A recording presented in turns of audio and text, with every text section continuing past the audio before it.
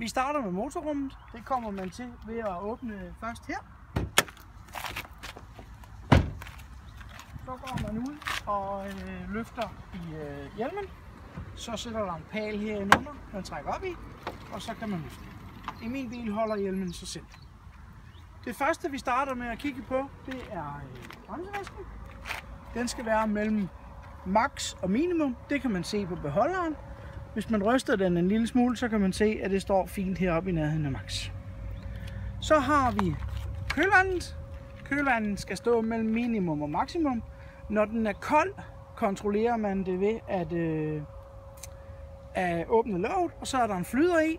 Det skal I ikke gøre til prøven, men jeg kan godt vise jer det, uden at få varmt kølevand over mig.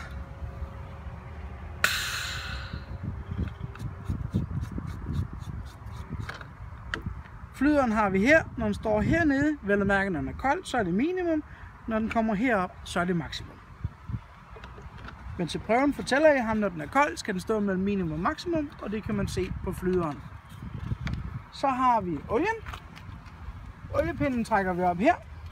Så har vi maksimum og minimum mærket der. Så tørrer man den af igen, stikker den i igen, tager den op og kigger, hvad resultatet er, som det skal være. Altid huske at få den helt ned i. Over i venstre side herovre har vi sprinklervæsken. Der åbner man og kigger, om man kan se, at der er noget i. Der skal være nok til turen. Her er jeg heldig, at jeg kan se, at sprinklervæsken står helt op. Kan jeg ikke det, så er jeg nødt til at trække i armen derinde for sprinklervæske og se, om der er noget på. Normalvis vil man også kunne kontrollere, om servovæsken er mellem minimum og maksimum, men i den bil her er der en elmotor, så der er ingen servovæske.